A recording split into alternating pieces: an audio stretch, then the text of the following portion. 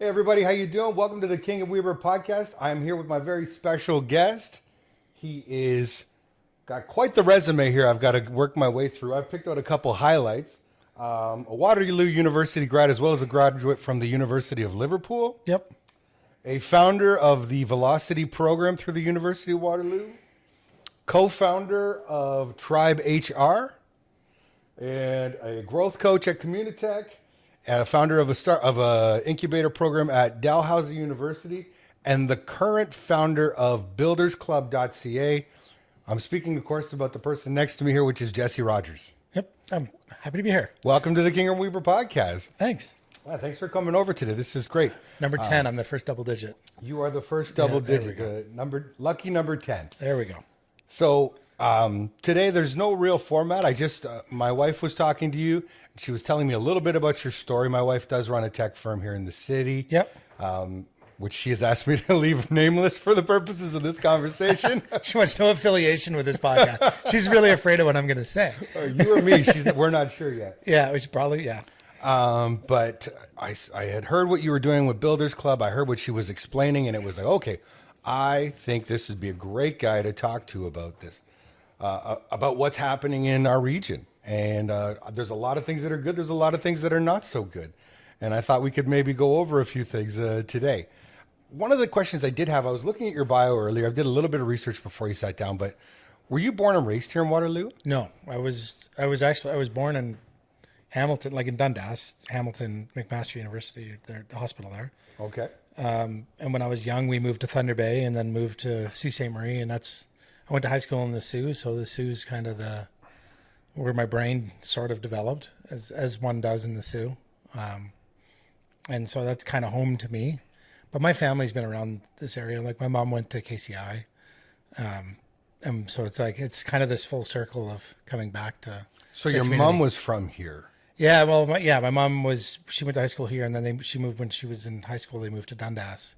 So it's like this cycle of Ontario at the time, right? So people moving around to jobs, and that was pretty normal back in the 80s, yeah. right? So, and you came here for university studies? So I came here for university. My dad went to University of Waterloo in the late 60s or early 70s. And when it was brand new. And I had to go to Waterloo because I grew up with those binders in the house, and I had no idea what Waterloo was at all, but he just had the binders. So must go there. Must be good. It seemed like a good idea at the time. So I came to the community. Like we have some cousins, like some family around this area. So it seemed like a place to go. I had only probably spent a day in the region before. So came here for school and fell in love with the place. So have you ever left? Well, other than your little sojourn in Halifax. Yeah, when I came here as a student, right after I graduated, I went back up to the Soo for about a year, and then my whole family moved back to Southern Ontario. So I just was like, well, I might as well go to Waterloo. I don't want to live in Hamilton, and because we still had the student house, so it's like I could live with some friends who haven't graduated yet and figure things out. So that's what I did. I ended up working at the university, and stuff happened. So. Amazing. It was it's weird how life works, right? So you just kind of follow the path in front of you and keep meeting people, keep asking questions, and end up on a podcast. Now, is your degree in computer engineering? No. So I have arts degree in geography, was my focus. And through that, I started working on GIS systems way back then, which was coding of sorts that looks a lot like JavaScript. And I just started doing web development, putting maps online. And this is before Google Maps. And then just one thing led to another. And then I did a master's in computer science at University of Liverpool. And I thought, I could always learn the business stuff. I don't need an MBA, but I'm not going to sit down with this and because I was like heavy in tech. So I was like, I need that. And little did I know, the MBA probably would have been a good idea. But if you took your MBA, it may have convinced you to never get involved in the business world. Who knows? I could have been a consultant. Who knows? You could be the vice president of operations for the regional district of something for. Yeah, I would have a job title. That's for sure. I don't know. I mean, it's always funny how life goes, right? It was kind of one of those challenges. Like, can I do this? And it's funny because you learn through all those things, right? Like education, a master's education goes a little deeper than an undergrad education, but it's what you do with the skills you learn while learning that is most important. Mm-hmm. It's not what you learn. No. And like the stuff in the textbook is not important. Like I we can't had to remember. do Java, and I was Yeah. like, I'm never going to touch that ever. Yeah, I can't remember almost anything from a textbook from university, but I can remember lectures and I can remember how to think, how to sort of process thought. These were the skills that I thought I acquired through university. How to meet a deadline, Sort of, yeah. how to go to work hungover. Actually, back then was really important. Yeah, those things were. There's no evidence for this, though. no, this is the beauty of going to university in the late 90s. Yeah, there's no evidence. It's all good. Just stories. So I want to talk a little bit about velocity, but downtown Kitchener in general, if that's okay. We just had a conversation on the street this morning about that with some of the other business owners down there. So I want to go backwards in time a little bit to 2010 through 2012, this period of time, maybe even 2013, downtown Kitchener. The Communitech hub moves into the Tannery building at the corner, Yeah. basically at Victoria and Charles. And Velocity makes the University of Waterloo makes the decision to create the Velocity Garage within the building, which would be a startup incubator. In the building, you also have Communitech. You've got Google that decides to move upstairs, and Desire to Learn eventually moves there. Yep. It's the hottest ticket in town. Yeah. Everything. Like, you cannot get a parking spot. You can't find a place to park. Yeah, it became the hottest ticket in town. Yeah. It wasn't the hottest. It wasn't the obvious hottest ticket in town. to By start. no means. It was this dumpy, old, decrepit building at one point. When I moved here to the city in 2007, 2008, is when I first moved here. Oh yeah, it was cleaned up a little bit by then. It wasn't. It hadn't. Construction hadn't begun. No, but it was still cleaner than it was in 2000. I wouldn't even know it back then. No, because students go to the Element or you go downtown. It was always an adventure. For sure. That I know. That much I know. But when my wife and I decided to move here from Toronto, they were just starting construction on the School of Pharmacy building at the corner of King and Victoria. Where the glass on the building became a big debate. Precisely. And I said to my wife at the time, I said, we're going to buy in this neighborhood. I don't know what's going to happen, but I know it's all going to start from this corner. And sure enough, like, I had no idea that Communitech would be moving in that building or that Google would put their offices there. But that has been where the growth started from, that corner of Victoria and Charles in particular. Yeah, And because King the and- Center and King for and Victoria. Family Medicine's in there, like everything that Yeah. really spawned a lot of things. Yeah.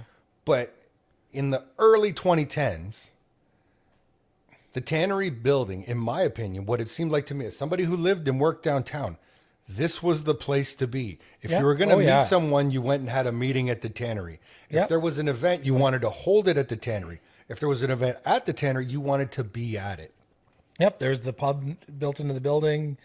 It was the event space was run by Bingamans, I believe they operated that space. It was. I mean, as it was being built out, like we were in there really early, right? Like Communitech moved out of the Accelerator Center. I remember like just doing a little tour, right? And the Google building hadn't, like where Google is now, hadn't even started. That was a decrepit space. That was too. still untouched. That was a mess. Oh yeah. And so we were, we had just built, Velocity was in the residence, right? It was running out of Minot-Hagee residence, 70 bed residence. So there's 70 people in Velocity any term. They turn over all the time. And the thought was just, I had a bunch of community events we've been doing for years before that, from startup camp to other things. And startup camp was growing in audience, and we were connecting students into the community. And we just thought, well, Velocity in the early days wasn't so much about startups. It was about building things, and contextualizing what they learn in co-op, which is like you're at a company in San Francisco that's deploying a product. You know that skill set, you could do it yourself, or you know that person you just met. Well, they're went and raised a bunch of money, and you should maybe join their company.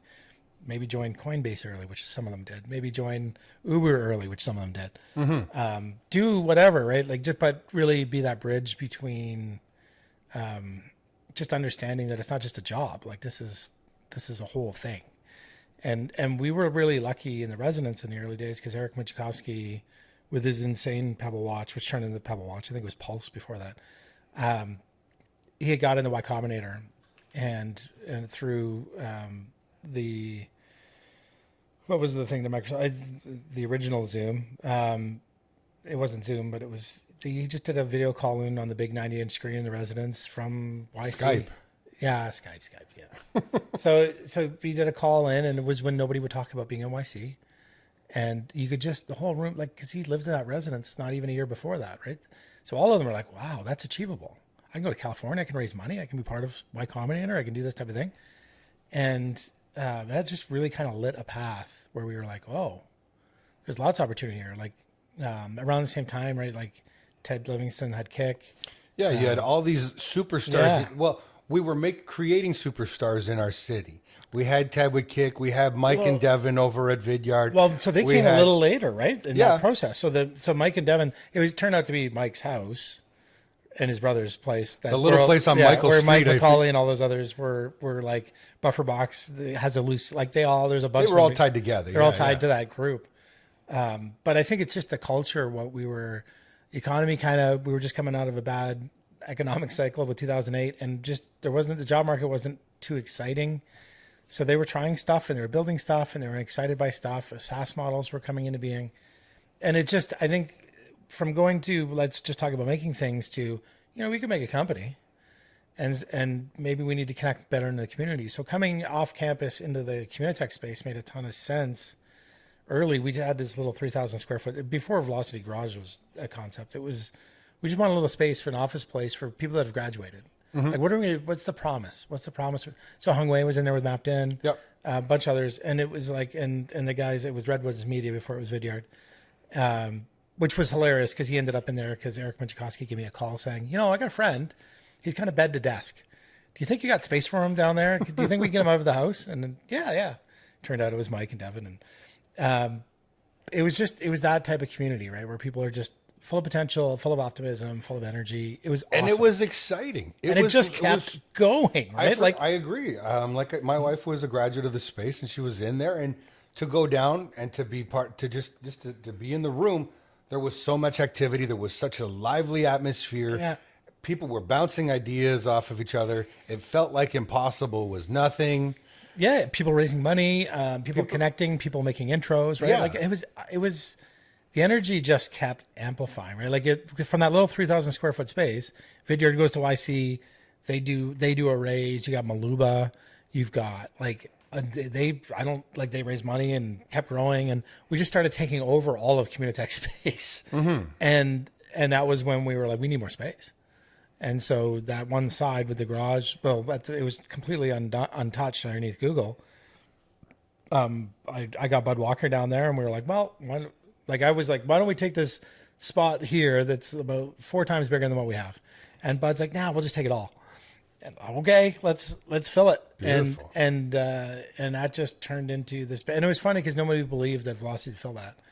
And because it just at the time, and it was like, I don't know, like, is that enough? Like, are we going to fill? Are there enough people doing things? Is it going to work? It turns out nothing exists in a vacuum. Every space will be filled. Well, the thing that was happening was because Ted donated that money, it turned into a grant, which just inspired more people to get going. And it's the thing I wrote about just today. Yeah, I read your blog. Yeah, on the fact that the seed stage capital's bad, and the performance is low, and it's going down and to the right, not up and to the right. But I think a lot of that was like because the narrative, right? So the narrative can be negative and things slow down. Narrative can be positive and things speed up.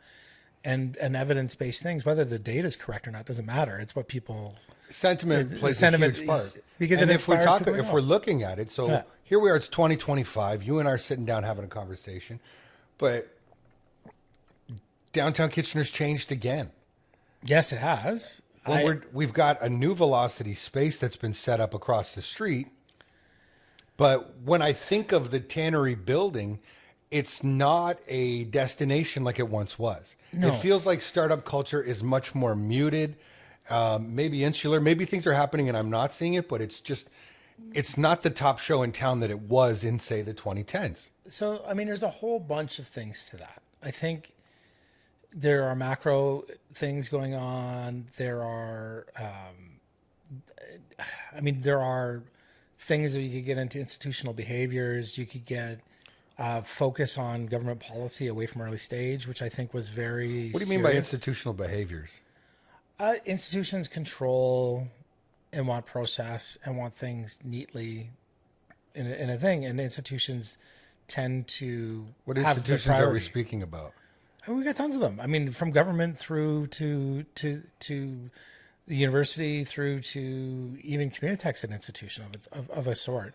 But I think they're not negative. Like, it's not meant to, I'm not saying it in a negative way. It's more often unintended consequences of institutional behavior. So it's not like, they're all screwed up. It's like, no. This isn't about anybody screwing up. No. This is about what happens when an institution has so much influence over how an ecosystem functions. You end up with institutional priorities overriding what the community itself needs, because the institution needs it wants to shift things in a direction, which is fantastic and it's great, as long as the community around it is strong enough to keep doing what it wants to do too. And I don't think our community was strong enough. I don't think it is anymore. I don't know if I think it may have been, but I think it is now. I felt like when velocity was in its infancy, much like an infant, it was about making things. It was also about breaking things. Yes, it was about yes. getting comfortable with failure, because We were breaking a lot of things. Yeah, and we broke a lot of things. And what do you mean? Like, give me an example. Oh, I mean, you just break stuff. You ask questions and you just do things, and then somebody's like, "Oh, you can't do that," or Why not? Well, but it's like, funny. Well, that was the question, right? Funny enough, that was the theme of the 40th anniversary for the University of Waterloo, the spirit of why not. I think at the time we had fantastic leadership in the community with David Johnson. I think his influence on barn raising and that philosophy of the community comes together to get things done has only today do we see the impact of that influence. Like, School of Pharmacy was like the first step. Yeah, and David has his fingerprints, or like his influence, it is all over it, along with lots of other people that went along and supported and said, "Okay, David, let's go," and they had that influence and they used it in a really positive way, and I think that had a lasting impact, and it made a big difference in the community. But I think you need to constantly nurture that philosophy. You need to constantly have it top of mind, because it's always being challenged by just human nature. And that's why it was so important for David to say things like, no, barn raising, like, it's why part of Mennonite culture.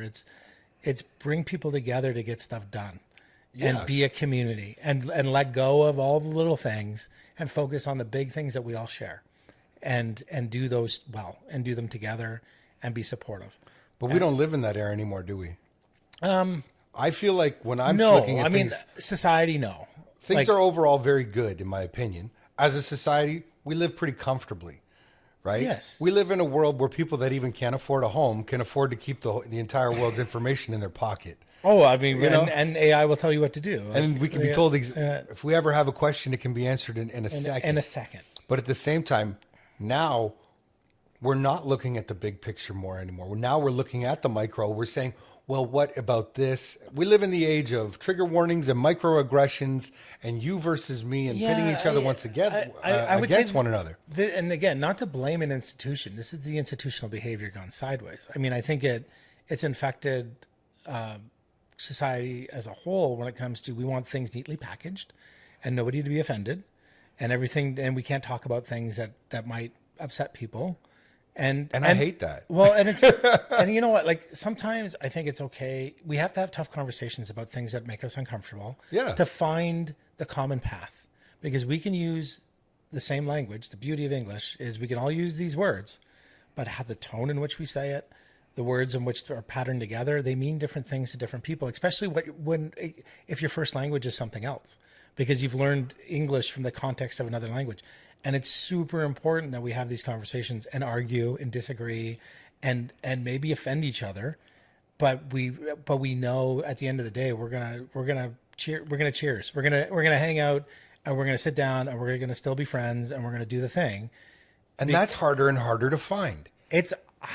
I'm always looking for it. I am looking for it, and I think that in the Gen X demographic, you can see it, and in the Gen Z demographic, you can see it. And in between, I think they want it. And I think people actually do want it. They want authenticity. They want realness. I mean, I think even if you take macro conditions, right? Like no matter what your political leaning may be, we had a prime minister run on authenticity, right? Like he's a banker. That's who he is. And he didn't apologize about being a banker. And Well, he didn't apologize about being a banker, but he also referred to himself as an outsider. When I think of Mark Carney, I don't think authentic. That's not the words that come out of my mouth. I think if you're sitting on a dock with him somewhere, that's exactly what you get. Yeah, his dancing, all the things. I think as a politician, someone running it, he was about as authentic as one can get at the time, more so than the predecessor. And more so than what I think was what we have still seen as norm. I think Doug Ford does the same thing, right?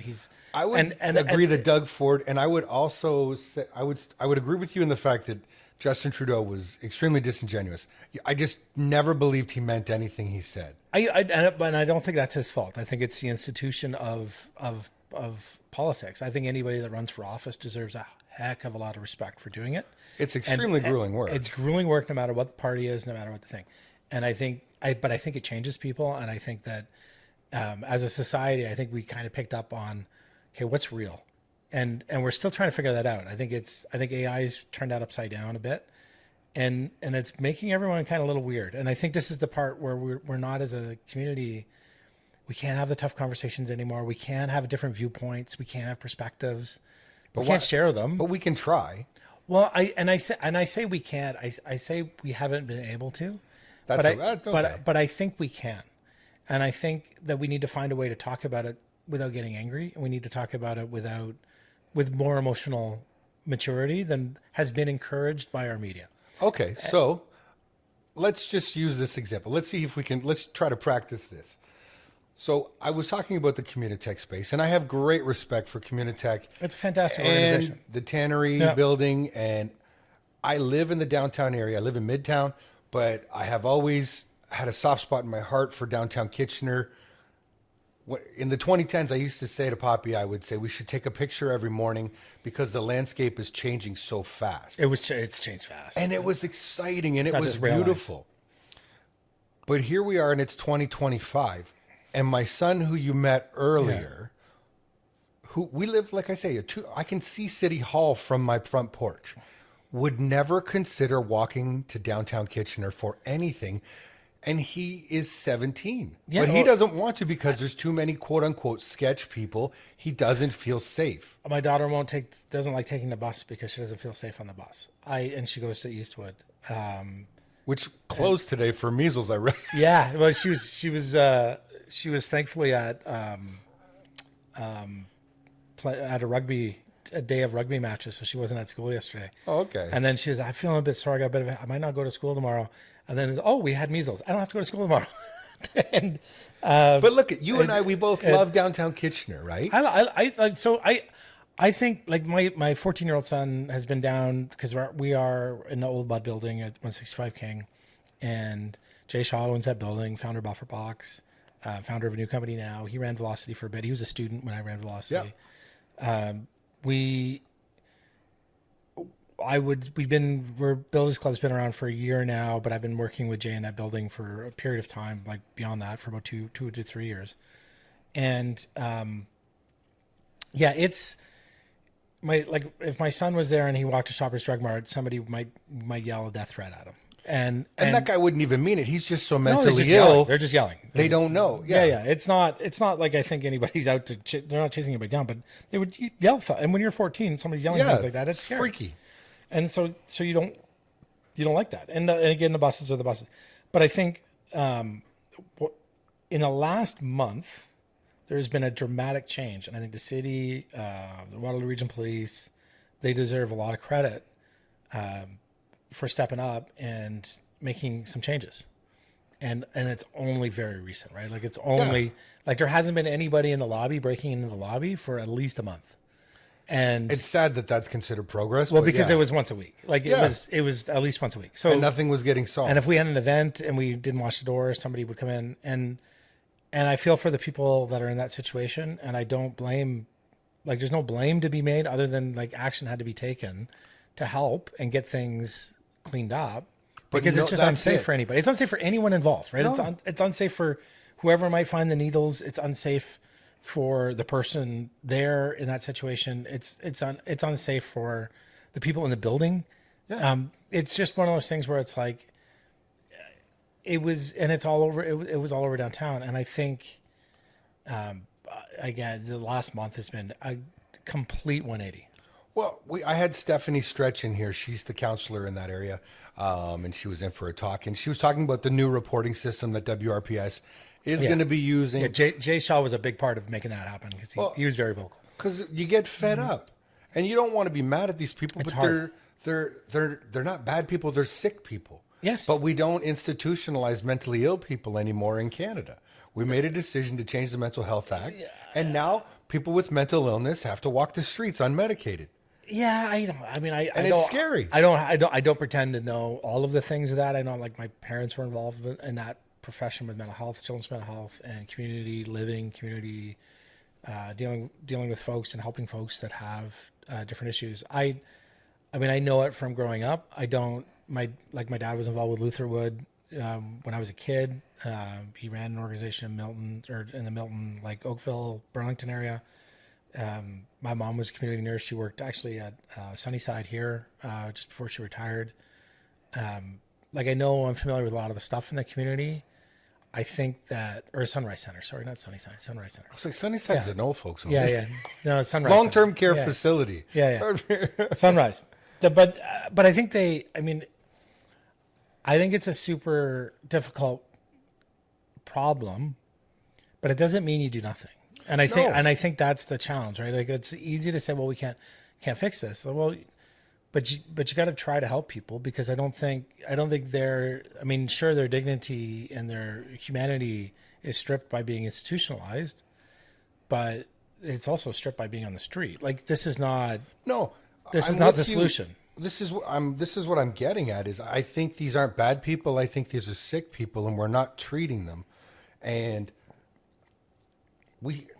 at the same time, the downtown belongs to everyone. Sure. The city belongs to everyone.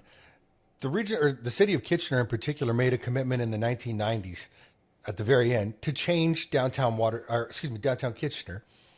And they invested hundreds of millions of dollars in upgrading the downtown core and attracting investment and attracting people downtown. And it's amazing. But the funny thing is, no matter what you do, people don't feel comfortable when mentally ill people that are unmedicated and unsupervised are walking around screaming death threats. They just don't feel safe. But no, I don't think nobody's the person that has those challenges isn't safe. Like I think But how are we going to attract people back if we don't start to make different changes? Because it feels it's like gone unregulated for months, years. I can just say what I've observed of late. Sure. I think they've cleaned it up. I think they're cleaning it up.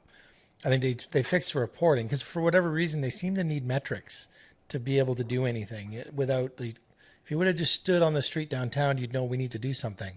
But I don't know how they could everything's so data driven now. It drives me nuts. It's like, yeah, okay, so we have to fill out these reports that are super hard to fill out, so that when you get the reports, you then got metrics. So what happens when you now have no reports? Are you going to stop and then have us, are we just going to go through the cycle again? If everything is, we live, again, this is why I think people get so cranky, is because this infected startups. Everything is not data driven. You have to make a judgment. There has to be human judgment. You have to use your gut. Otherwise, the AI might as well just control everything. Because if you're going to just go on data, the AI can just do it all. You don't need it. There's no need for humans. But obviously we know we need humans. Why has human judgment been taken? This is, again, the negative part of institutional pieces, right? Institutions tend to take things a little far sometimes when it comes to managing things. And they just got so data driven, they forgot that someone has to make a judgment call. And if no one can make a judgment call, it's definitely not fair to put it on a mayor or put it on a councillor to be the only people to make judgment calls. Like, why can't anybody else go, we probably aren't doing a good enough job here. We don't have the data to back it up, but I'd like to investigate to find out what's going on. You're just getting my blood boiling here. Well, but this is what's changed. I think this is what's changed in society, because we deprofessionalized a lot of things. And my dad, I mean, I grew up around civil servants, right? So, and his view was always the old Mike Harris government, deprofessionalize the civil service in the province was always the thing he said. I never understood it. Now I do. Now I don't understand. Maybe you can explain. Well, it's by deprofessionalizing it, you take the. It's not that there aren't still fantastic people in our civil service. There truly is, but they've created a situation where people can't make decisions. Like there are no professionals to make a professional judgment call without. They're not capable, or they won't. They're not allowed to. You have to have data, and you have to have you have to follow all these processes. You have to go to a committee. You have to get approval, and as soon as that happens with enough things, we start to notice as a population. And I think we're noticing now, right? Like we're getting speed cameras up all over the place. We're getting all this kind of stuff. And it's like, none of it's done. Like it's just like, well, why? They can just disguise it in this process. And there's no way to actually, to do anything about it. Like the reason why we have a housing shortage. Why? Like we've got the more city planners than ever in the history of the province, probably in one city. And it's like, but we've created all these processes that are so opaque. And it's not anybody's fault. It's one of those things where it's the institutional behavior infecting everything without anyone allowed to make a decision. It's administrative bloat to me. That's what I call it, administrative bloat. So to me, it's like, great. If we need that for accounting reasons and for things, awesome. I'm going to make an AI that can beat that, or somebody's going to make an AI that can make that faster. And we're starting to see that. But they don't. You can do reports. I would really argue that a now. lot of civil servants don't want that. It doesn't matter what they want. I can fill out the forms with my AI.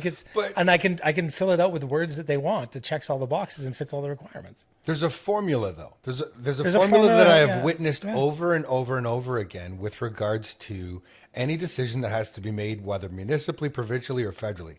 Okay, we need to make a decision on this topic.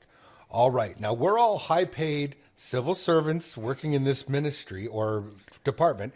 The next thing we're going to do is we don't want to make a decision, so we're going to hire a consultancy firm to conduct a study. That's what I see every single time. They always hire a consultancy firm. They always try to get more data. They do a study, and then they say then they present the study to the civil servants, and they say, we still need more data. 2 years goes by, nothing gets done. And then they finally go, okay, based upon this information, we're going to proceed over the next 5 years. And again, we sure. I mean, we still don't have a new train station. Like I think that if the momentum that we had built into your earlier, like the momentum we had in 2010, and again, the David Johnson influence, which I'll give him all the credit for just being an incredible community leader. But again, there's lots of others involved that will unfairly never get named. But I think we got the LRT, we got all these, we have kind of a weird GO train that goes still too slow. And you still can't like get home from the ball game. No, I mean, it's still quicker to drive to Aldershot to take train, but it's like, and we still don't have the train station. That's why Google placed itself where it did. So there'd be a train station. It's one of those things where it's like, we just didn't follow through. We stopped. Yeah. And I think everything stalled. Everything stalled. Like everything stalled before COVID. Everything stalled as a community. The community stalled, but it's not just here, right? It's like everywhere stalled, and I think the processes got in place. Everything got really complex. Everything got really hard. Approvals for houses got hard. Everything got harder and harder and harder, and I think. And then COVID just made it like I don't know. It was like rule creation gone like times 100. It put everybody went into caves and we just made rules. And I think government authority suddenly became paramount. Well, I mean, and it was necessary. It felt necessary at the time. We may not judge it that way in the future, but I think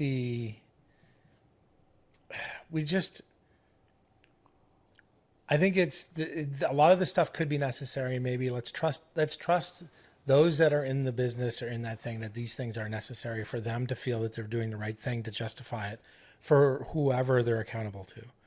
But I think it goes in cycles, and I think that as we see the people feel more empowered, I think the community's it's gonna swing a different way, and I think we're seeing it today.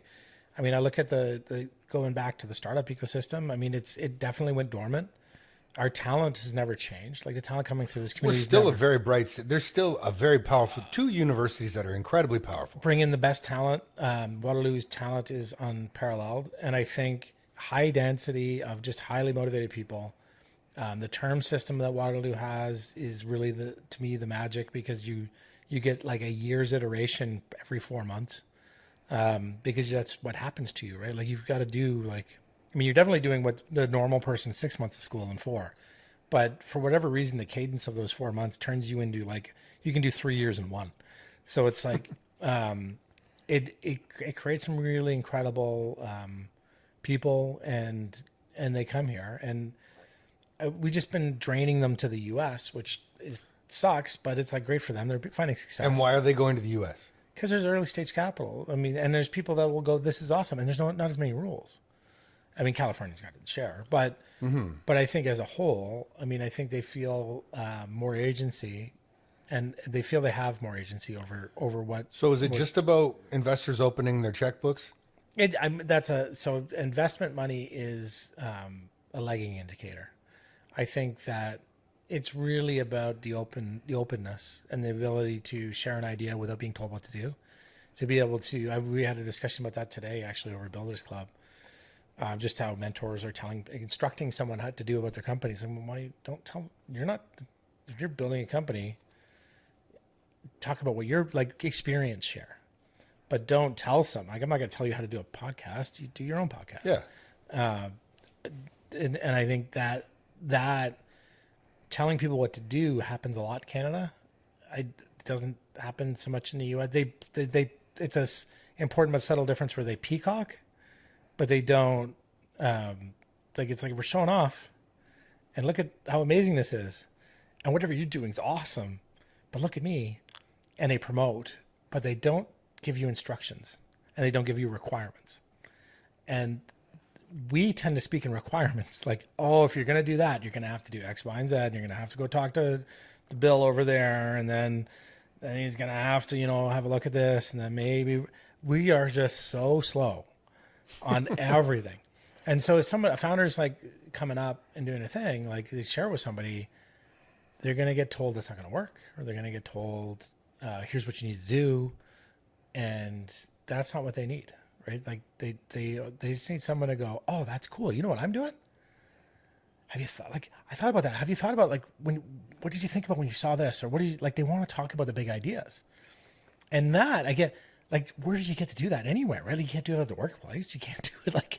We don't encourage that. And I think that's where, when I look at institutional things and I talk about it, it's that context where it's there's no specific institution that's at fault. It's this institutional behavior that Canada has codified into its culture that makes it very difficult for entrepreneurs to have the freedom to experiment and to try and to explore. Break shit, make shit. And so it's not that it doesn't exist, it's just harder to find. And so you have to make the spaces for those.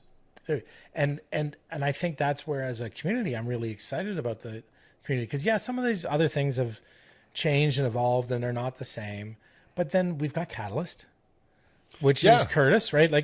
Curtis and Amber and Paul Pupolo and the Polo Corp all created the space with them, as well as the Voisins. They came in on that. And talk about community developers and the Pupolos, fantastic family, right?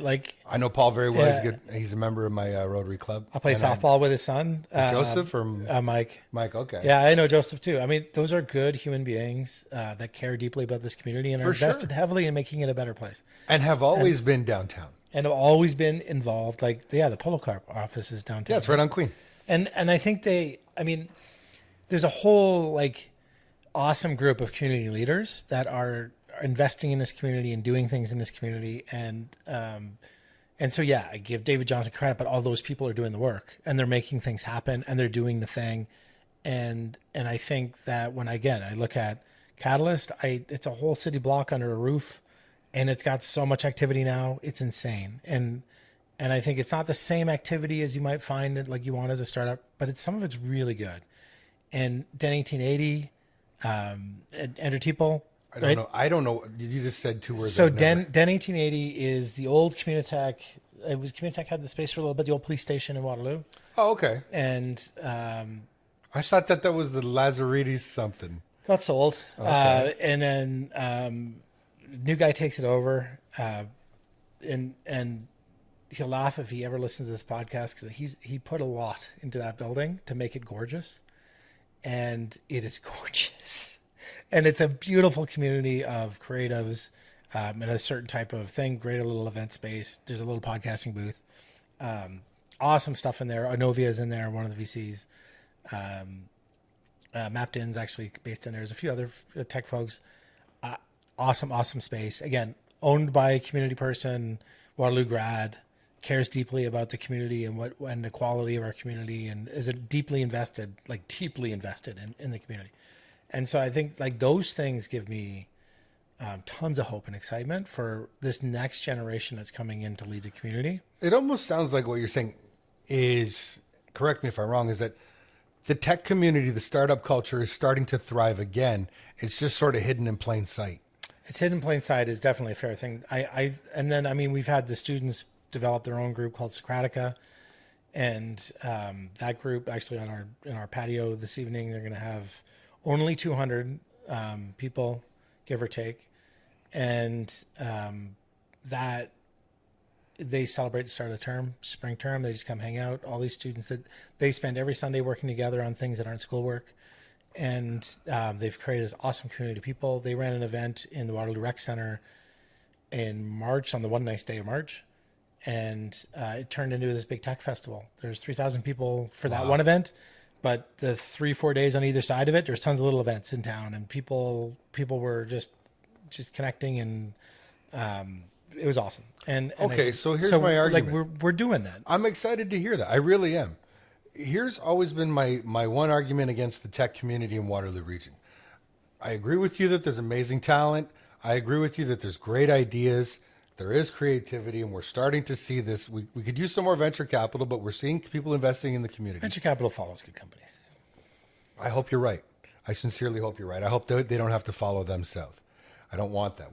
But what I always would challenge people in the tech community about is if it feels like, this may not be the case, but it feels like people in the tech community, the tech startup ecosystem, think that they're different from other businesses. They sort of segregate themselves from the rest of the business community. That's fair. And I think that's a mistake. Now, I read a blog post that you wrote yourself, actually. I thought was a great read on sales and the importance of sales. Well, and in my opinion, sales is the blood flow of any business. yeah. Well, because you need revenue. You need if you don't have revenue, you're not truly a business, in my opinion. Yeah. Whereas a lot of people. Sounds like I'm getting in the middle of a family issue too. No, we're a sales organization.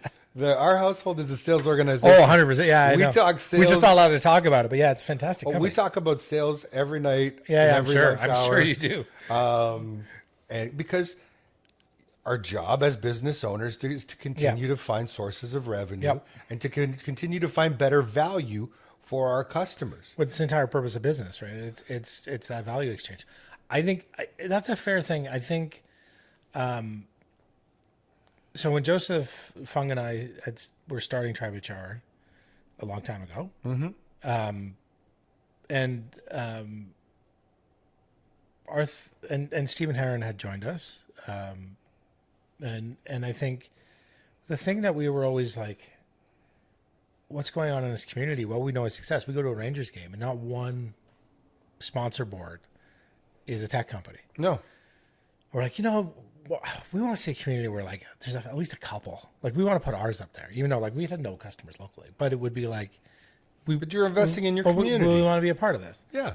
And I mean, at the time we had no money at all. So it's like, but it was like one of those things where we kind of recognized the fact that, I mean, from service clubs, like we talked about that a little earlier before we started this podcast, from being engaged, coaching, being part of the community, they tend to the tech companies tend to stay out of it, right? Like other than RIM doing RIM Park, and that was kind of late in the game, there wasn't a lot of tech investment like there hasn't been any really tech investment in the community. OpenTech's probably done a bunch, but I'll give credit to OpenText. They've worked hard to. I mean, big company, right? Hiring and doing it. I'm just talking at the early stages and small to medium sized companies. A few million in revenue companies. Let's talk about that. Like, let's keep it at that, right? Yeah. So they haven't. No, I mean, I think that's always been a gap. That's been a blind spot when it comes to, if we're really a tech community, where's the tech in the community? And I think, or if we're really a business owners, then why aren't we just talking to all business owners? Why do we only speak to tech? Well, because the business customers owners? aren't the same. I think because the distribution, all customers are the same. but they're different. See, that's where this is where I disagree. But I think it's a different. How they approach the customers is different. I don't think on the first principles it's that different, but I think and how they communicate with their peers, it's different. And I think it's gotten over time. I think it's actually gotten less different. Like I think the similarities are becoming more obvious. I think because the tool sets are being used by both both type of businesses now, because the tool sets aren't as different. The distribution tools aren't as different. The big difference is they will never operate a storefront, which is different than retail. But there's tons of businesses that don't operate a storefront. I'm just saying, like, it's just one of those things where it's like, I think that there's just like when I can just speak from experience, right? When I had Tribe HR and we HR software, we didn't really have that many Canadian customers. And if I was at Rotary, and I would talk about a SaaS model, which is what no one understood that. Like no one. Well, maybe you were speaking in a language that didn't quite. Well, back translate. to the English language problem, right? Yeah, so but SaaS. I mean. But at the time, like I am buried in that with my board. I'm buried in that with my sales team. I'm buried in that with my development team. Yeah, and these guys aren't even using software. Like they're barely using a phone. I understand that, but Steve Jobs understood that. He wanted to make sure that he created a device that once you just took it out of the box and pushed the one button, it would work. Yeah, 25 years after he started a company. But I'm just saying, all I'm saying to you is I don't mean this in a way where I want to scold the tech community. I want to do it in a way where I want to invite the tech community to come and talk to the rest of the business community. I think they should. And for the record, I would say that NetSuite, Tribe HR / NetSuite through Joseph Fung and yourself, tried harder than most companies to become community citizens, to get involved here. And myself, I created an event called the KW Trivia Challenge about 10 years ago. And we've been running it now still successfully. We just finished it. One of my first sponsors was NetSuite, was Joseph. Joseph's always been involved. But through NetSuite, they sponsored and they put a team in the event. They actually won. He likes trivia. That's why he didn't come out. He's never come out. He's a trivia guy. But always put a team in. We're always trying. But when I first set it up, because my wife had ties to that community, because we were always at Communitech, I set up the event at the Crown Plaza. I wanted to bring, all I was thinking was like, here's all these people that are academics from the university. I want them to come to this event. I want to create an event where they can come and have fun. I mean, I think none showed up. But I think so. I mean, I don't think that's just about tech. I think the challenge, there's always been, there's always a bit of a divide in this community with certain things. And you notice it more when your kids start sports. And you notice it. I mean, I would say. What do you mean when your kids start sports? The sports organizations are so exclusive, and so. They're probably the worst example of community that we've got. Aren't you? Now you're saying this. Aren't you a coach? I was. Yeah. Was a coach. Okay. Yeah, I mean, I think that some things are fantastic and rewarding and amazing, but as like the behavior of everyone around sports teams is just. You shouldn't do that in the workplace. I don't know why you do it at a baseball diamond or at a hockey rink. And you wouldn't do that normally, but why do you like so much contempt and so much frustration? And how are we tying this to the tech community here? But I think it's so we see it. I mean, I've got 4 kids, so I've been through a lot of this stuff. But I think you see this stuff in sports organizations. You see it in the community where it's so hard to engage because they don't want people that aren't part of their clique. involved, and so when it's hard for someone to engage, they just don't even bother. And in the tech community, because a lot of the time they're on planes doing sales, doing that type of thing, they just when their first points of contact aren't even interested in them or make it hard to engage, they just don't even bother. Like it's just like, and since a lot of them came to the community through the university, they didn't really ever connect in with the proper community. They didn't go to high school here, right? So they didn't go, they don't have deep roots. They just like it here. They like going to the market. They like the downtown. They actually like Kitchener downtown, no matter how it is, right? They love the restaurants. They love they love the parks. They love this place. They love it for all the amenities. They love it for lots of the lifestyle, but they've never felt they could plug into it because there is always a divide between the local and the non-local. Really? And because I've had the complete opposite experience. It depends on your type of business. So I think that when your customers are local, it's a different. It's not on purpose. Like I don't think anybody's like I don't think it's anything that's on purpose. But I think it's when your customers are in New York and Chicago and LA or wherever, that's where you're going to talk to people. That's where you're spending 5 days a week, right? Like that's where your brain is. And then you come back here and you're tired, and not like it's just you're not engaging. And so then the next engagement level is maybe a kids sports organization, right? It's like maybe that type of thing, and you're just like, oh my god, they'll play rec, and it's like it's one of those. It's just one of those Somewhere along the lines, minor sports in North America became a business as opposed to a recreational thing, and that's different. But I'm just as a human though, like your engagement points are limited, right? Like their sports school, that's about it, right? Like I disagree. I think we all have choice. See, this is where but tech people don't socialize. That's not fair, but it's the doors are open. They're wide open. I personally feel like I have lived in this country. I have lived in London, Ontario. I've lived in Ottawa. Yeah. I've lived in Toronto. I've lived in Jasper, Alberta, and none of them felt as warm and welcoming as the Kitchener-Waterloo region. Yeah, I took my roots here, and when I set roots, I decided. See, we have to make a decision.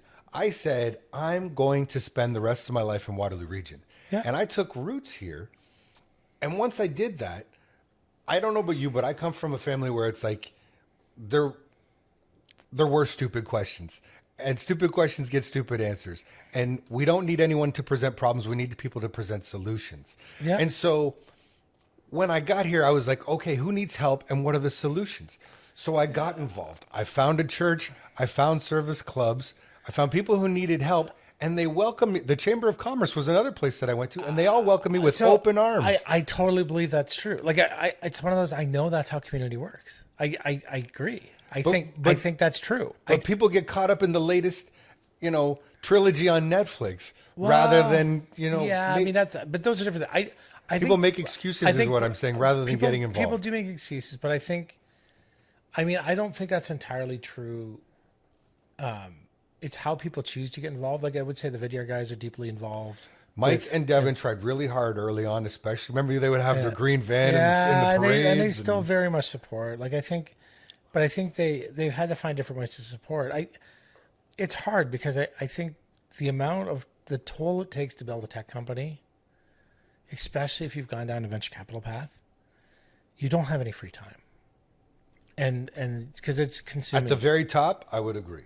But at the very beginning, like if you raise a seed round, you do a pre-seed round, you do that type of thing, the clock's ticking. Like you got to go fast. But the other thing though is, you know what? There's two guys on my street that literally just opened up a barber shop.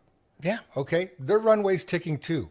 But they don't have a board that's like breathing over their necks. It's different. Well, because they're bootstrapping, so they have no capital to work with. They just have the capital. To do everything on their own. Builders Club is totally bootstrapped. I can empathize. But I'm just saying, I want to just get rid of this idea of segregating tech business from business because all business owners are busy. They all have to do everything. But they are. But I think. But if you're again, I don't think. I think it might be the value proposition. I don't know if it's that. I don't know if it's demographic. I don't know if it's. I don't know what the answer is to it. I think it just shouldn't happen. I think there should be more integration. I think people should feel they're part of the community. And I would say that it's not entirely. I think part of it is this is another thing that's probably hiding in plain sight, in that I do, like, again, with Builders Club, we have people that are building companies and starting out, and but some of them are contract workers, some of them are product managers, some of them are VPs, some of them are doing different things, and in that sense, they're all part of the community, right? Like some of them run Civic Tech, Waterloo Region, some of them run Gender Equity Tech, some of them do, and they've all worked in different companies. They're all, in my mind, they're all people that are just kind of this community. Like they just represent this community. They're not tech folks. Like there's some quantum people. There's some, and I think they're just people that are building things here in the region, and they're part of our community. They live downtown. Some of them, some live out of town. They've helped do things in this community for a long time. They're just people, and I wouldn't say they're tech people, although that's what they would get classified as. It's because they do things in tech. Well, I want more of those. That's what I'm looking for. These are just normal, and that's the whole thing. It's like I just want, like, some people are going to raise money. There's some companies in there. There's some people that have founders who raise money and are doing their thing. There's some people that have sold their company in their spaces. Like the folks I worked with at Boltmade, they're in there, and I think you want that mix of people. But again, they're all part of the community. Like they're all doing other things in the community. They're all ingrained in the community. And I think there may be, I mean, I don't think there's as many of them as people think. And I don't think that there's, but again, I just think they're part of the community. I really do think, from my perspective, they are there, and they're coaching, and they're running things, and they're involved in stuff. There seems to be a lot of people get involved in coaching. That seems to be an area where people will drop, well, my kid's there, therefore I'll go and I'll coach. It's a lot of big commitment. It's like a full-time job. Well, in some instances, it actually is. That's what I said when I say given the minor scheduling, sports has become a business. Given the scheduling, it's insane. But that's a completely different question. My whole point is I just want to welcome. I would like to see greater integration. In my perfect world, there would be greater integration between the tech community and the chamber, and then the other business community, because manufacturing versus retail versus customer service versus technology, it's all business.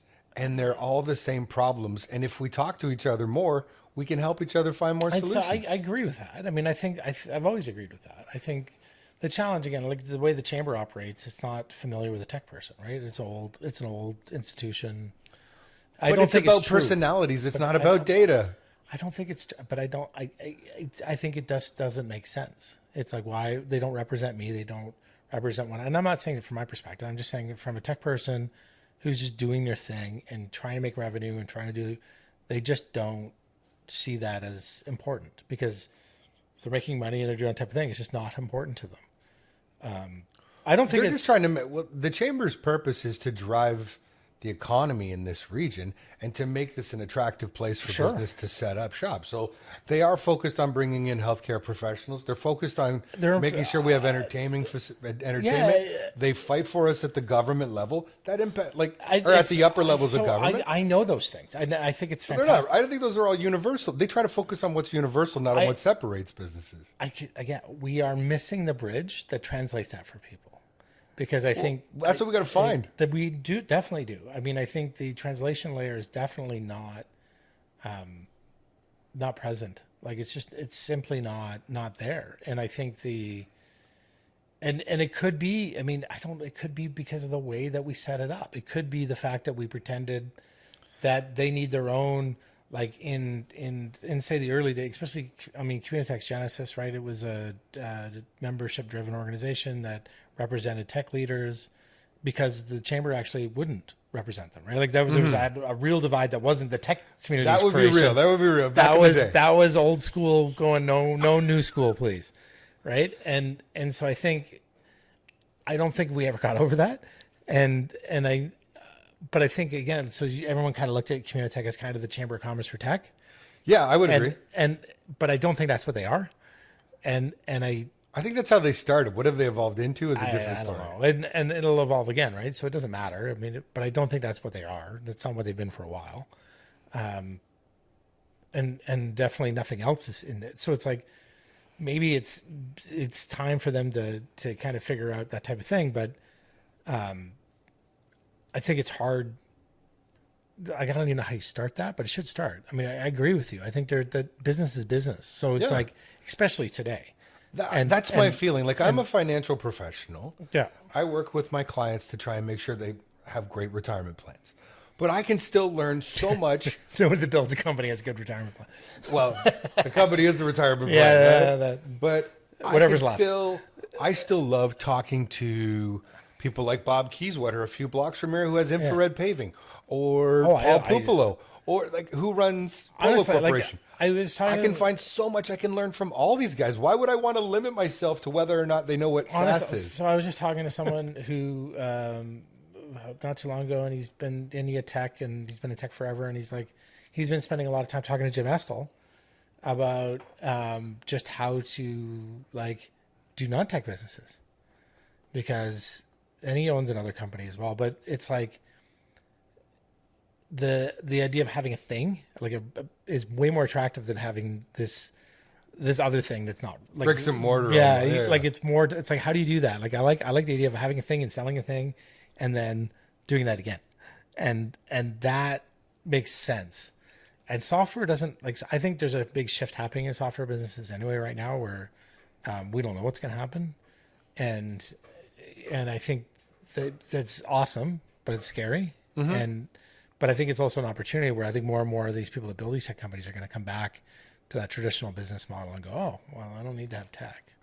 I can do not tech. I can do manufacturing. I can do manufacturing with AI. Yeah. And so it's like, I think that you're seeing that more and more where there's a lot of crossover, and it might, because business is business. I mean, you got tech founders building nuclear reactors in people's garages. Like that's what's starting to change. There's one thing, I don't know if you have any knowledge about this or any expertise, but because you're in the tech world more, or ecosystem more than I am, I did want to ask you if you had any thoughts about Waterloo Region becoming a hub for drones used for war. Oh, I think that's going to be Kiev. But it was in the paper again this morning that a drone company here in Waterloo Region is forming, or is expanding to create a drone that will fight other drones. Oh yeah, I mean that's going to happen for sure. But it's happening here. Like this, it's happening everywhere. We're becoming an ecosystem for this drone warfare technology. We've made weapons in this community forever, and we've been making. There's an underground machine gun factory that. Yeah, but what do you think? Like Babcock, this is not like this. If you have a manufacturing community, you manufacture things. Yes. If you have an advanced manufacturing community, you do advanced manufacturing things.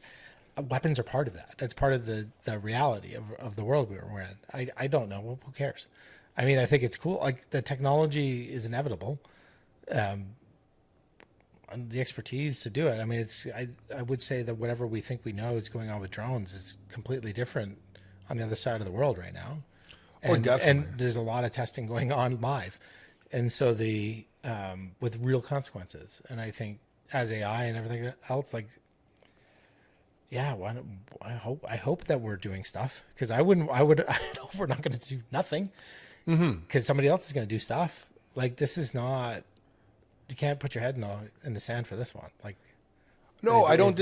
I just wondered if you could foresee us becoming a hub for this type of technology. I mean, I would. Who knows? I mean, I don't know. Do we have the infrastructure here for that? Do we have the secure sites? Do we have that? I don't know. I didn't know if you would know or not. Arian was here, and they were probably the first drones used in warfare, because they were. Was the legend not that they were used in Libya when Gaddafi went down? Legend supposedly. Allegedly. But I mean, I know they were used by special forces. I know that I mean, the stories are pretty much verified. Like I think the hardened drone technology's been used. Ariane drones may or may not have been used for that, but I'm sure they probably were, because there wasn't a lot of commercial at the industrial scale or that hardened technology. So I mean, yeah, we know how to build stuff. So what? Like, I think we're going to be the hub of it? I don't know. Like, I just wondered if like you were here. who are the big weapons manufacturers, and are they here? I don't know. Like, there are some here for sure. Mm-hmm. Like, they don't put signs up front. Again, speaking of hidden in Yeah. plain sight, like again, they're around, but we don't. I read about articles in the paper, but it's not like they've got billboards anymore. Well, we don't. Like, Canadians don't like to talk about it, right? Like, No. we don't like to talk about defense. So it's one of those. I know that there's a lot more interest from young founders to build defense tech, especially those that are from Eastern Europe, because it's top of mind. Yeah. And I think that, yeah, I mean, there's no reason why that wouldn't. I don't know. I get really worried whenever we say hub, because that concept is just, everything's so distributed. Nothing's like, I think what this region's really a hub of is people that build stuff. And It's always been. It's just, we like to build. Yeah. Like, it's my grandfather came here after he retired from the Navy, and he worked for Electrohome, and that's why people have always come to this community. That's why the University of Waterloo exists. It was like, we need more people that build things. Yeah. Let's build the University of Waterloo. Yeah.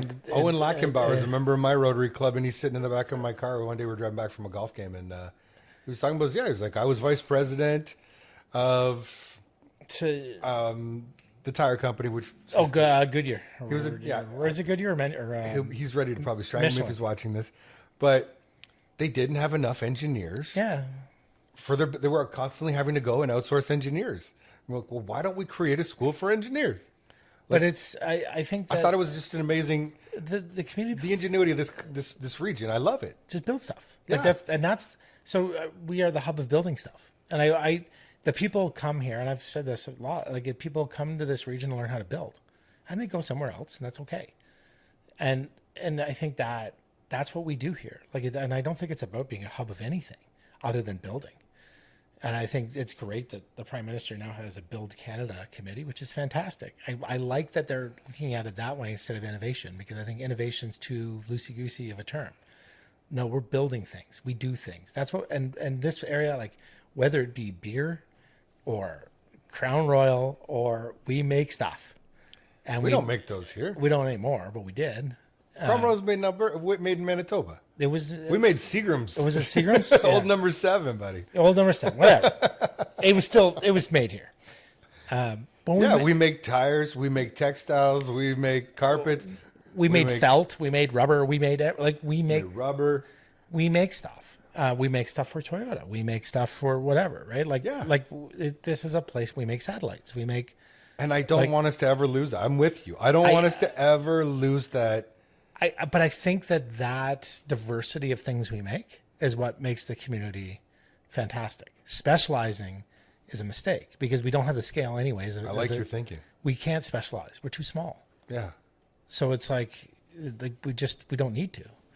We actually, by having that generalist view of what things can be built, we can build those things. They're not scary. Nothing scares anybody here. They can build whatever they want to build. And we have the infrastructure more or less to support it, would you say? Enough to get started, for sure. I mean, I wouldn't say maybe you can't start building nuclear reactors here, but maybe you can.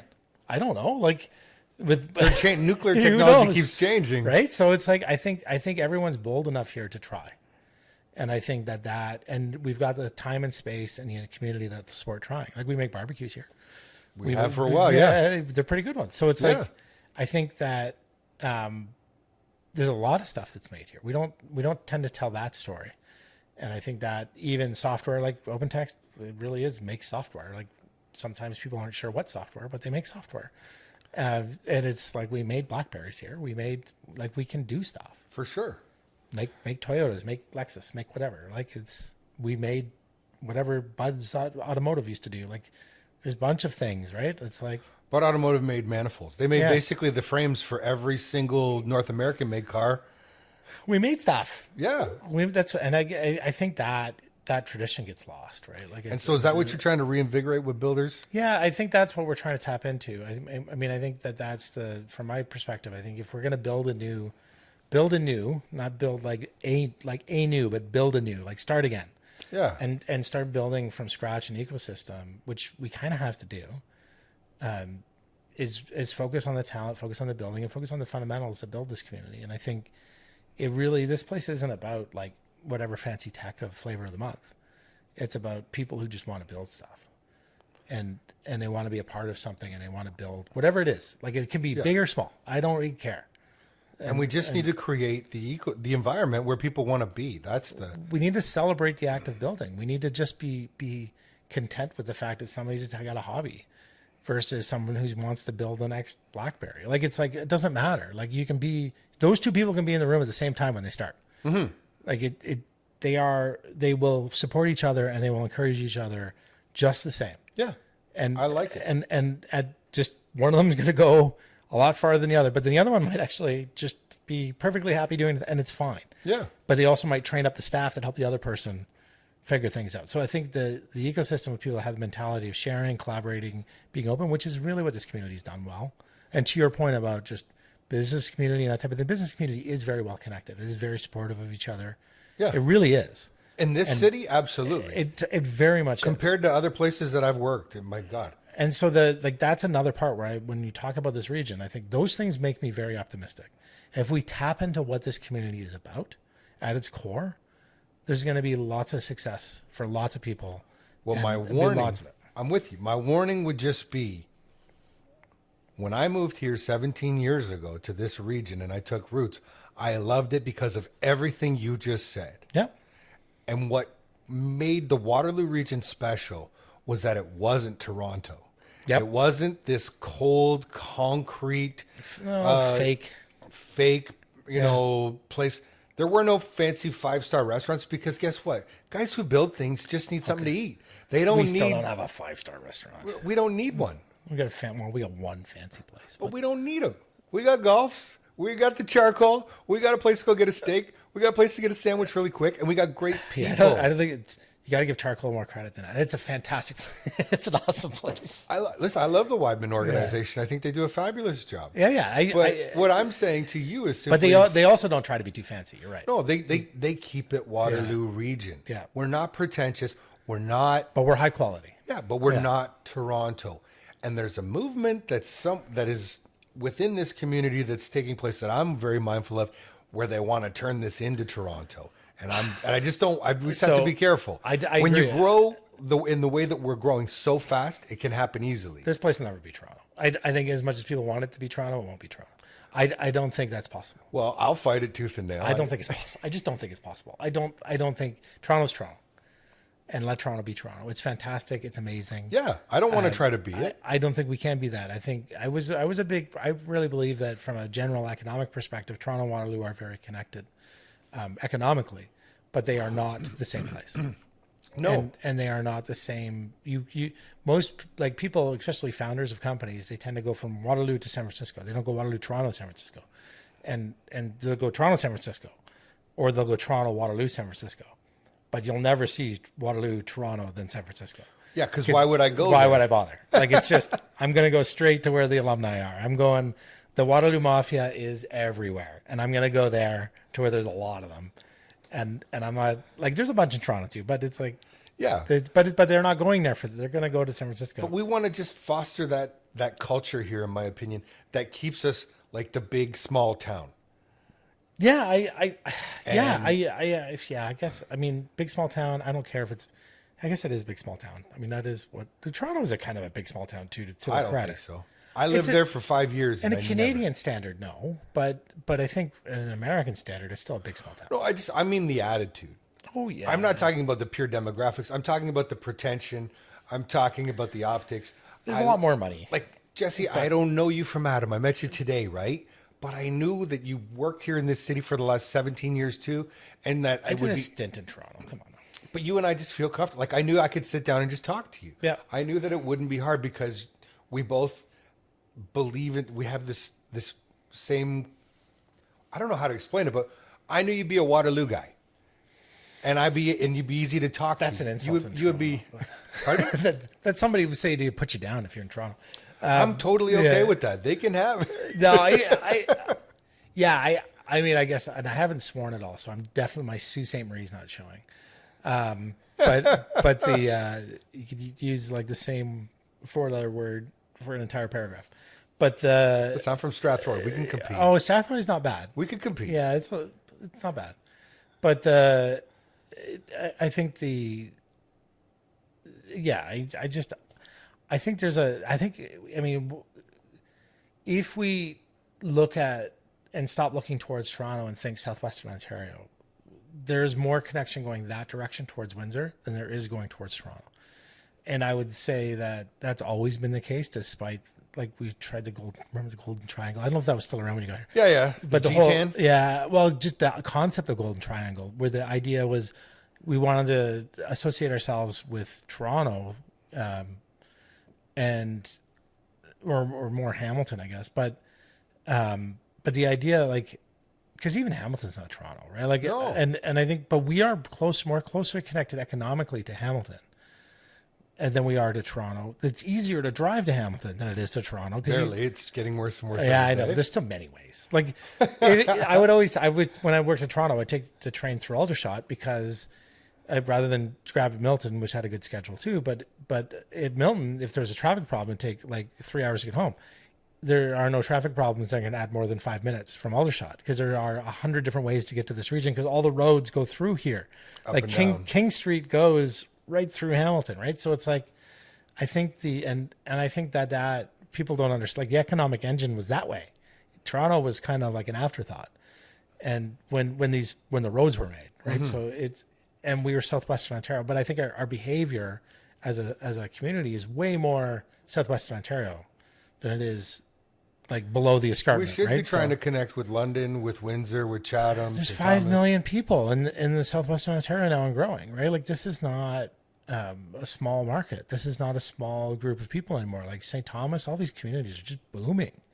And I think that we get obsessed with Toronto, but it's a lot easier to go the other way. How old are you? I'm late 40s. I'm 48. Yeah, same age. Okay. Yeah. So when we were born, it's tough to realize that when you and I were born, Ontario had a population of 7 million. Oh, I know. Yeah. It's Toronto. We're now approaching 15 million people in this province. Yeah, well, I'm glad. I'm glad it doubled in our lifetime. We should have doubled earlier. But that's it happened very gradually until just the last 5 years when suddenly it exploded. But it's hard for us. We see it when we go to Toronto because we go that way a lot for things when you live in Waterloo Region. But we've exploded all the way, like you say, all the way to the Detroit border. Oh yeah, There's so many people. Like my hometown Strathroy was 9,000 it's crazy. people. Strathroy's crazy now. Yeah. It was 9,000 when I was a kid. Now it's 22,000. Yeah, I mean, London doesn't get enough credit because it's not London hasn't grown as much, but Kamoka, Strathroy, like everything around it has grown so much. Dude. Like it's Mount Bridges is like insane. Mount Bridges is like a sought after neighborhood. Yeah. I can tell you, growing up in Strathroy, nobody thought about, we should resettle. When I grew up, Mount I really Bridges. want to live in Mount Bridges. Yeah, I mean, it's. But it is the home of Easton Cowan, who is the big. I mean, I think the growth and the economic engines are shifting our understanding of where there's opportunity. I think, again, I just think of the positivity of what can happen. We can escape the pull of the U.S. border. Like, I think that I grew up on the border. I always viewed Michigan more home than Southern Ontario to me. I know what you mean. Yeah. And I think even at Strathroy, you'd feel Michigan is more relatable. We're equal distance Toronto or Detroit, so you were always torn. Yeah, I think there's better sports teams in Detroit, but cheaper too. Way cheaper to go to a baseball game. But I think that I think it's just hard for, like, when we just think about where we fit, and I think maybe that's probably the big challenge for this region over the next decade is really its identity and what it is as a place. And that's what we need to work on. And I think that we had an idea of what identity we wanted to be, and we slapped some things around it, like we want more condos and we want a denser core and we want to build this LRT thing that's kind of weirdly deployed. And it's like, but we have it, right? So it's like, I think those things were all important, but I think part of the reason why we don't have a train station is because we're not fully committed on what the identity of the community is. So we slowed down. And if we know what this community is, then we can move forward with what needs to be built. And I don't think that there's agreement on that. I think we can easily argue about it and say, the regions have fallen.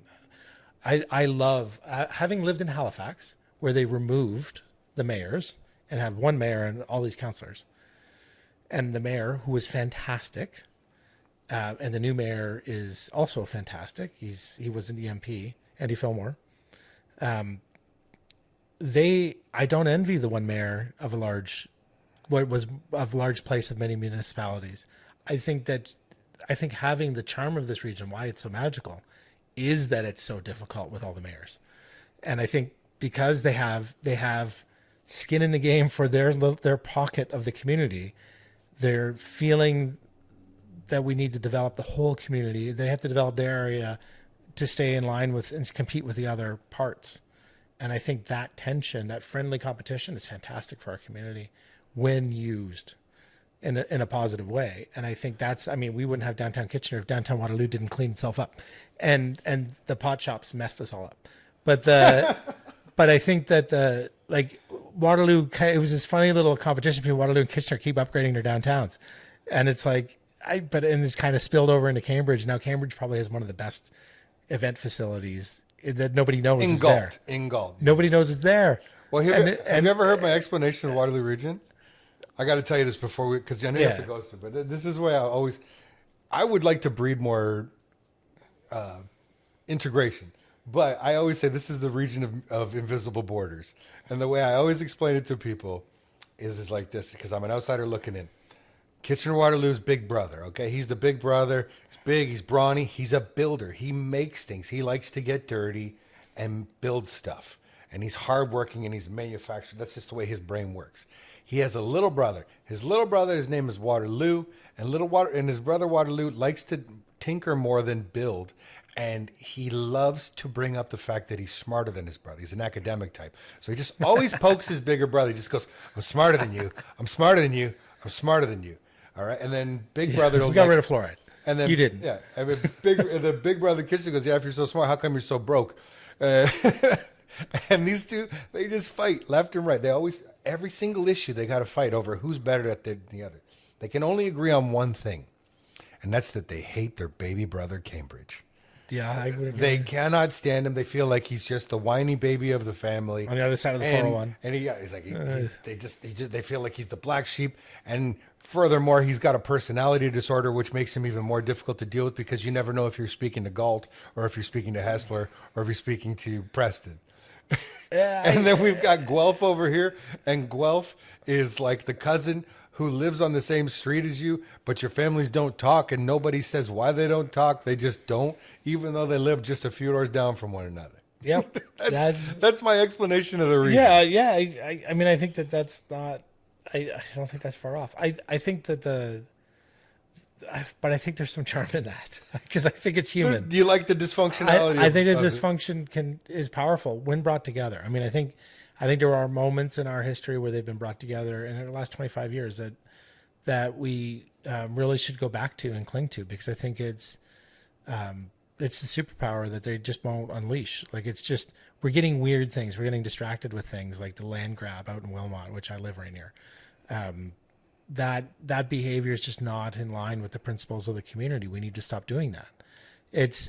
I disagree. I think it's something that our region absolutely needs. Oh yeah, but not that way. You don't have to go undercut a bunch of farmers and take their businesses away from them. You don't take away somebody's business so that another business can come. No. You should pay them market value.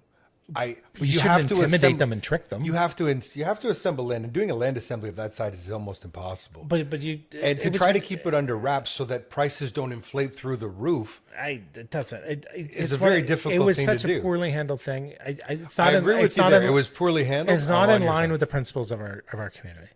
I think that it was. I think that if it was something that was said, we want to assemble land for these type of things, and here's what we're going to do. We're going to build this infrastructure to support it. We're going to do all these type of things, and we're going to talk about it in a way with a vision for the future. And then we would have paid 10 times more for everything that we're doing. Oh, it's pay. It's such a bizarre concept. Pay the farmers 10 times more for their land because they deserve it.